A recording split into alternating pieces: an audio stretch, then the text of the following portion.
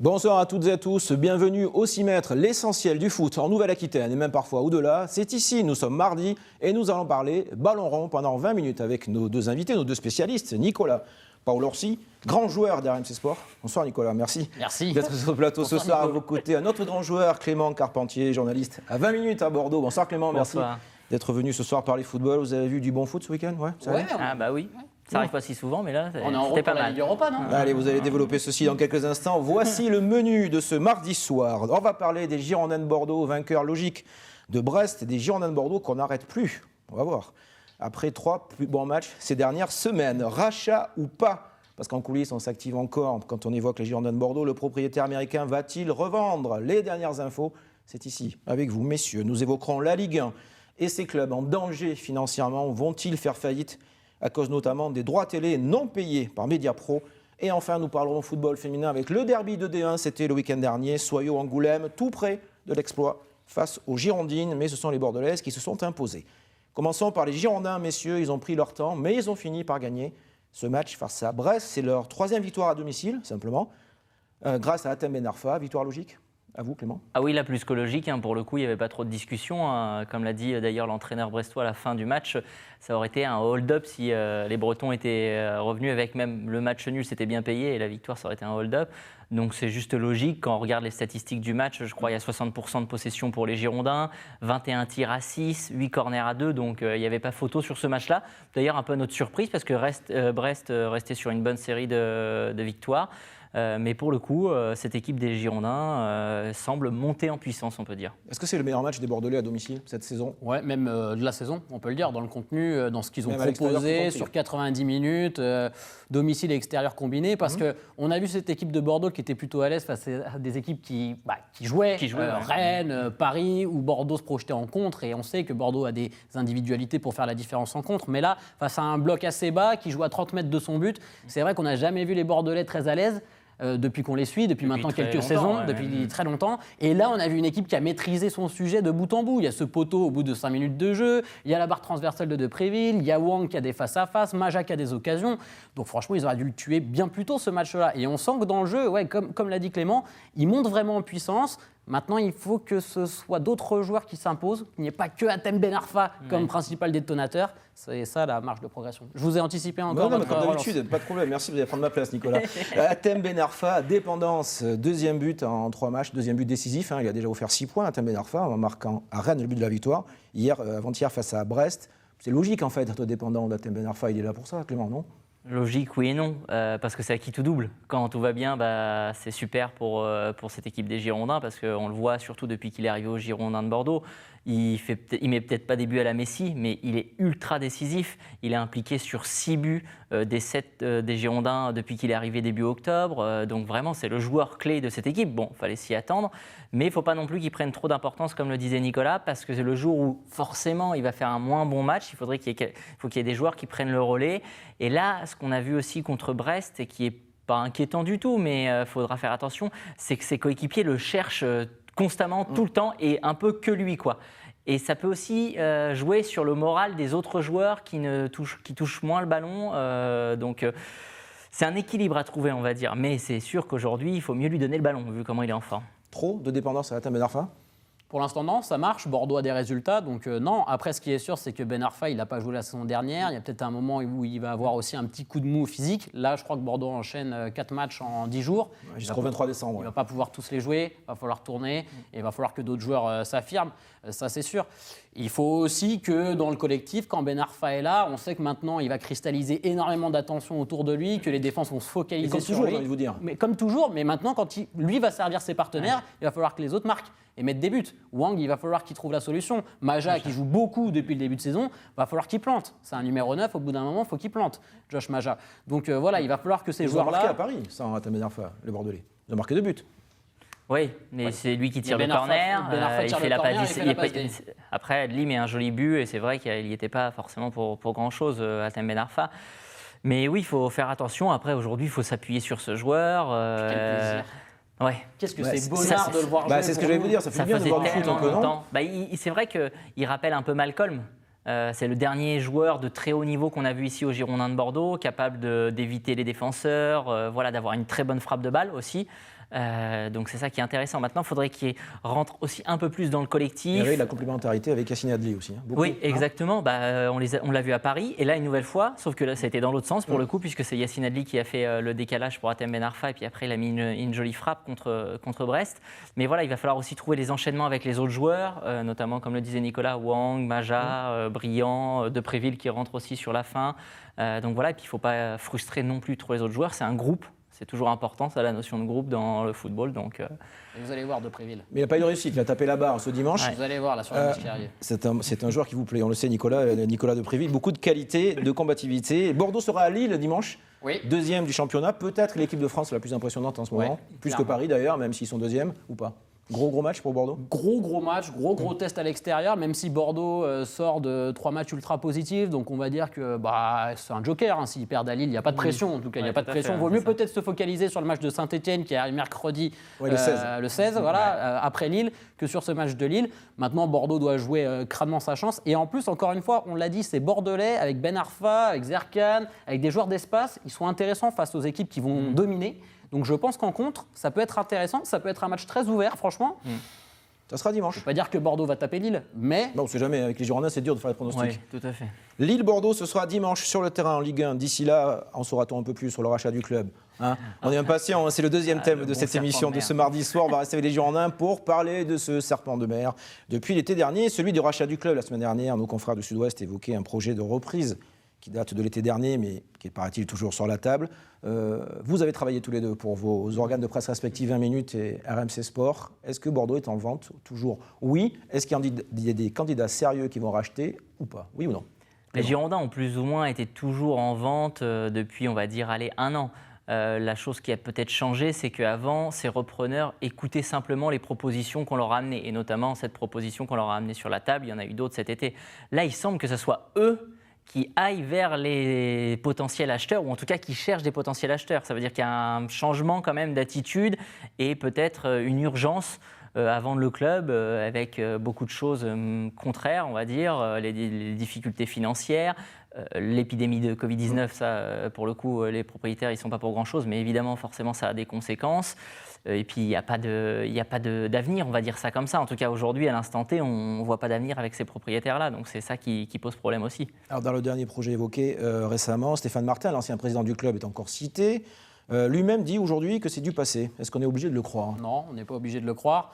Donc, on a parlé de Pascal Rigaud, associé à un richissime américain pour reprendre le club. Ça, c'est les infos de Sud-Ouest qui sont sorties la semaine dernière. Il y a d'autres gens qui s'intéressent aux Girondins de Bordeaux. C'est un club quand même qui intrigue, parce que Bordeaux est une marque qui parle, et puis ça reste une institution dans le foot français. Donc il y a des gens qui s'intéressent à la situation du club. Maintenant, il y a un propriétaire actuellement qui demande beaucoup de sous. Combien? Vu le contexte.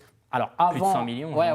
Autour de 100 millions. Avant la crise de ce deuxième confinement, ils demandaient autour de 100 millions. Je pense que là, ils vont revoir forcément. C'est ce qu'ils ont mis en fait sur la table. Oui. Même ils ont même mis plus maintenant depuis un an et demi. Comment vous pouvez demander autant que ce que vous avez mis alors que le club perd de la valeur et ne fait pas de résultats depuis 2-3 ans? Que déjà à la base, je pense que le club a été survendu. Oui. Il ne valait pas du tout 100 millions d'euros. On se rappelle que 2 ans avant, l'Olympique de Marseille a été vendu 60 millions ou 50 millions. Donc il y a déjà eu un problème au départ. Évidemment, eux, ils veulent récupérer leurs sous, mais après, il y a une réalité économique et un marché qui avec fait que... une toute petite dette que vous devez combler quand même chaque été, qui est de 30 millions. Oui, peut-être 40 ou 20, 30 millions, on va dire. Donc là, pour l'été prochain, on ne sait jamais trop, mais le club sera encore en déficit au 30 juin, de manière importante. Je ne sais pas si vous les avez, vous, les 30 millions tous les étés. Mais... Non, je les avais avant, mais c'est fini. Mais Bordeaux attire, oui. Est-ce qu'il va y avoir un candidat susceptible de calmer les ultras, de ramener ce club en haut de l'affiche?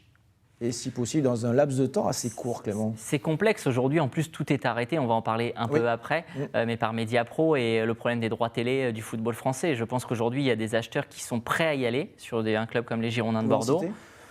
Non. Ça fait plaisir, vous en citiez un petit peu. Je pense qu'il y a des Américains, notamment, des consortiums américains, parce qu'eux, ils sont prêts à investir, des fonds d'investissement américains, parce que c'est un petit milieu. Je pense qu'ils discutent aussi entre eux. Est-ce que tu peux me racheter ça? Moi, je te rachète ci. Parce que voilà, pour eux, ça représente peut-être pas forcément des énormes sommes, les Girondins de Bordeaux.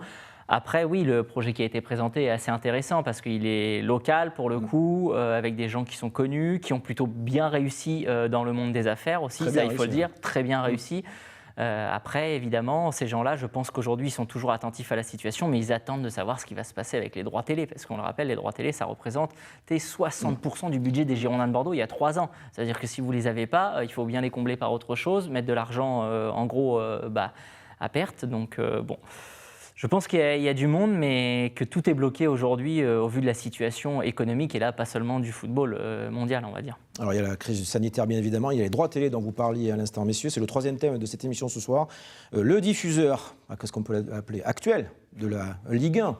Oui, c'est toujours lui qui diffuse les matchs. Qui a un peu de mal à payer ce qu'il doit à la Ligue et donc au club. Les clubs de Ligue 1 sont-ils en danger aujourd'hui? Sont-ils proches de la faillite? On sait qu'il y a des négociations en cours, que l'affaire est au tribunal de commerce, que Canal+ va peut-être reprendre la Ligue 1. En tout cas, Mediapro, pour l'instant, ne paie pas. Et c'est de l'argent qui ne rentre pas dans les caisses des clubs. Sont-ils en danger? Oui, c'est très inquiétant. C'est très inquiétant parce qu'on a l'impression qu'il y a tout qui tombe un petit peu sur la tête du football français. Il y a la crise du Covid, il y a ces droits télé. On n'a aucune visibilité sur ce qui va se passer. On a un diffuseur qui n'a pas fait ses 2 derniers versements, sachant qu'on l'a dit, en fait, quand vous êtes un club de foot, vous budgétez. Vous faites votre budget en fonction de vos potentielles rentrées d'argent. Donc ça veut dire qu'ils avaient basé leur budget sur cette somme des droits télé pour revaloriser des joueurs. Bordeaux est plus impacté, on le voit avec ce tableau et des sommes à l'antenne. énormes. Et des sommes énormes, on était autour du milliard pour toute la Ligue 1. On le voit juste avec ce tableau qui a été publié par nos confrères du Parisien aujourd'hui en France ce week-end. Les clubs comme Bordeaux sont très très dépendants des droits télé, un peu moins pour Paris, forcément, question d'image de marque mondiale. Oui, évidemment, parce que le PSG, déjà, ils ont une image de marque, comme vous le dites, et puis au niveau marketing, je pense que c'est une part de leur budget assez important. Et alors que Bordeaux, évidemment, au niveau marketing, je ne pense pas qu'ils vendent le même nombre de maillots. Paris a quand même perdu 100 millions sur la saison précédente. Alors bien évidemment, les revenus, l'attrait de Paris Saint-Germain, mais vous le disiez, mais pourquoi, par exemple, c'est pas le moment de revoir un petit peu le modèle économique d'un club de Ligue 1, de travailler un peu plus les totalement. merchandising, les produits dérivés, les opérations hors foot. Pour le coup, les Girondins essayent de le faire. Et ça, on ne peut pas l'enlever à Frédéric Longuepé. Ils essayent de développer leur business à l'international avec la Chine, avec la Corée. Ils essayent de se servir de l'image de Wang Wizhou. Non, ils essayent quand même. Ils ont été faire un stage aux États-Unis. Voilà, il y a des choses qui ont été mises en place avec le fonds d'investissement, avec King Street. Enfin bon, ils essayent de faire des stages aux États-Unis. Il y a des choses. Mais comment vous voulez tout changer comme ça? Puis vous n'avez plus personne dans le stade surtout. Ça reste aussi une part importante, la billetterie d'un club. Et aujourd'hui, ça fait des mois que les clubs, et donc les Girondins de Bordeaux, ne gagnent plus un sou avec leur billetterie. Et puis après, il y a aussi le problème d'image du club. Aujourd'hui, est-ce que vous avez envie d'aller acheter un produit dérivé du club, sachant que vous êtes peut-être contre cette direction, toutes ces choses-là, le boycott des supporters? C'est très compliqué de trouver d'autres ressources aujourd'hui, et encore plus sur le fait que vous n'avez personne dans l'effectif pour boucher le trou. Ça veut dire, je veux dire, aucun joueur que vous pouvez vendre et qui va boucher le trou. Moi, quand j'entends dire que M6, ils ont vendu à 0 le club et pas en déficit, il faut rappeler juste que 2 mois avant, ils vendent un joueur 40 millions d'euros à Barcelone. Malcolm. ça aide à boucher un trou, comme on dit, et c'est pas un petit trou. Donc, bon. Pour le coup, en fait, tout est défavorable aujourd'hui, et c'est vrai que c'est compliqué. Après, moi, sur la situation plus générale des clubs français, ce qui est un peu bizarre, c'est que c'est opaque. Ça veut dire qu'on n'entend pas de chiffres, on ne sait pas ce qui se passe dans les clubs véritablement. On dit oui, ils vont être en faillite. Alors, il y a eu des prêts, vous le savez, les prêts garantis par l'État. Justement, on aimerait bien savoir si... On ne va pas pouvoir reléguer 15 clubs. Il y a un moment où il va falloir qu'on trouve des concessions, il va falloir que la DNCG laisse parfois des clubs complètement endettés, ou je ne sais pas comment ça peut se passer, je ne me suis pas projeté encore aussi loin. Ou que l'État français aide ses clubs. Le président de la République l'autre jour a dit... Ils ne sont pas très ouverts, on va dire ça comme ça aux discussions. Ce n'est pas forcément la vocation de l'État de pallier les manques et les errements du football professionnel. Est-ce que le foot français, en tout cas la Ligue 1, ne marche pas au-dessus, en tout cas ne vit pas au-dessus de ses moyens depuis quelques années, et que là, quelque part, ce n'est pas une sonnette d'alarme une fois pour toutes? Si, complètement. Avec des salaires élevés dans des clubs moyens. Il y a des salaires beaucoup trop élevés, et on le voit ici à Bordeaux, ça date pas d'il y a 2-3 ans. Les gros contrats qui ont été signés par Jean-Louis Trio, la direction, après le titre de champion dans les années 2010, il y a 10 ans, il y avait des contrats faramineux quand même, qui étaient signés pour des joueurs moyens en Ligue 1. Donc ça, forcément, ça vous tue une économie. Et quand vous êtes un joueur bon, forcément, vous demandez 30 000, 50 000 de plus que le joueur moyen qui est déjà à 90 000 par mois. Donc les salaires sont affolants. les salaires sont affolants. De toute façon, c'est ce que disent les agents quand on discute avec eux, c'est qu'ils disent que le salaire moyen aujourd'hui d'un joueur de Ligue 1 est bien trop élevé par rapport à d'autres championnats européens à peu près du même niveau. 90 000 € à peu près en moyenne à Bordeaux, c'est ça, Brut? C'est Je crois que c'est une énorme. moyenne de 90 000 € dans l'effectif, à peu près. Ça doit être autour de ces eaux-là, C'est énorme. Alors, le club va sûrement, pour en revenir aux Girondins, faire des économies avec ses joueurs qui sont en fin de contrat au niveau de la masse salariale. Mais ça reste très compliqué. Et vous avez dit la bonne expression. Le foot français vit au-dessus de ses moyens. On en parle souvent pour la société française, mais franchement, le foot français, c'est très très compliqué. Bah, faites attention, Nicolas, parce que La DNCG, attention. Ouais, la banqueroute. Aux gendarmes. Mais oui, c'est le problème économique et le modèle économique aussi qui n'est pas bon et qui fait que vous vivez au-dessus de vos moyens, quoi. Donc vous êtes perfusé au droit TV, sauf que là, on vous enlève la perfusion, il n'y a plus personne. Donc, voilà. Avec évidemment l'absence du public dans les stades. Peut-être, qui sait. Ah ouais, on espère. D'ici fin décembre, mais même 2000, ça suffira pas pour les recettes billetterie des clubs quand même. Même s'il y a que 2000 personnes. Non, en termes de rentrée, non, mais je pense que déjà c'est important qu'il y a des frais de sécurité, de revoir des supporters, rien que dans un stade, rien que pour l'ambiance, pour casser un petit peu la sinistrose qu'il y a autour de ces matchs de foot, parce que c'est tristoun quand même.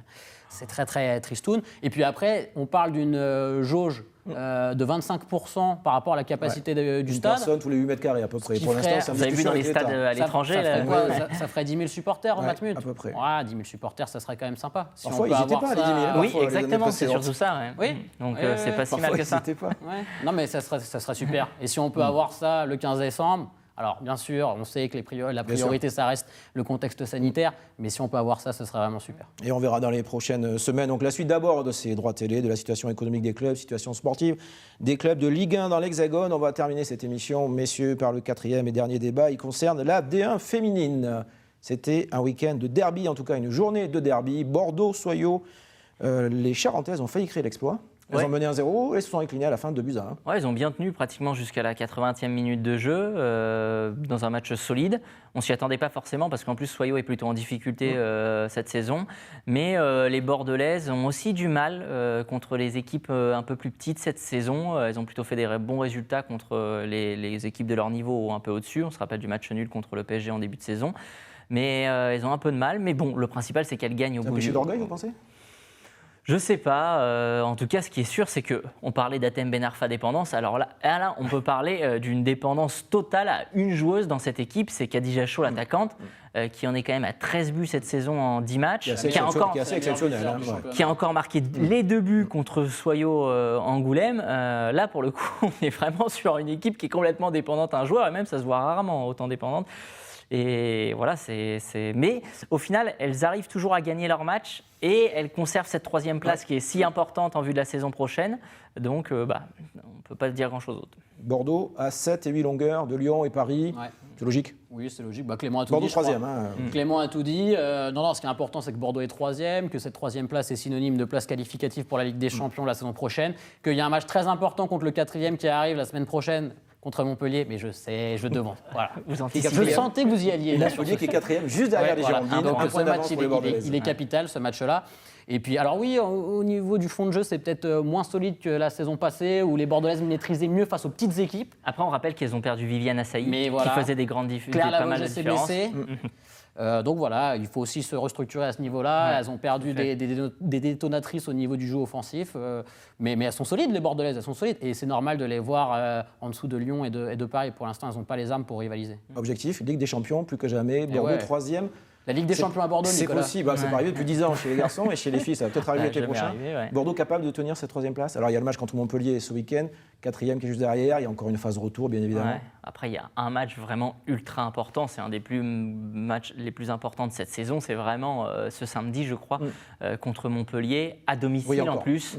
Donc ça va être un peu le match qui va déterminer aussi, même s'il y aura un match retour comme vous l'avez dit, le reste de la saison, donc c'est très important. C'est capital. Parce que cette place qualificative en Ligue des Champions, elle est capitale pour le club. Il faut minimum faire match nul pour conserver justement cette 3e place et après, au mieux, gagner cette rencontre, ce qui leur permettrait d'avoir un petit matelas de 4 points. En plus, je crois que là, au début du mois de janvier, elles se déplacent contre le PSG, donc là aussi, ça sera compliqué, ça rééquilibrera sûrement les choses. Donc il y a ce match qui est hyper important et qu'il faut qu'elles gagnent à tout prix. L'année dernière, je crois qu'elles avaient fait 2 très bons matchs contre les Héroltaises. Il faut essayer de rééditer la même performance. C'est tout ce qu'on souhaite aux Bordelaises qui recevront Montpellier dans le choc du haut tableau de l'AD1 féminine. C'est ce week-end et on en parlera bien évidemment la semaine prochaine. Merci Clément Carpentier, journaliste à 20 minutes, Nicolas Paolorsi, journaliste à RMC Sport, d'être venu sur ce plateau ce soir. On se retrouve mardi prochain pour la dernière émission de l'année. Belle soirée à vous, à la semaine prochaine. Ciao.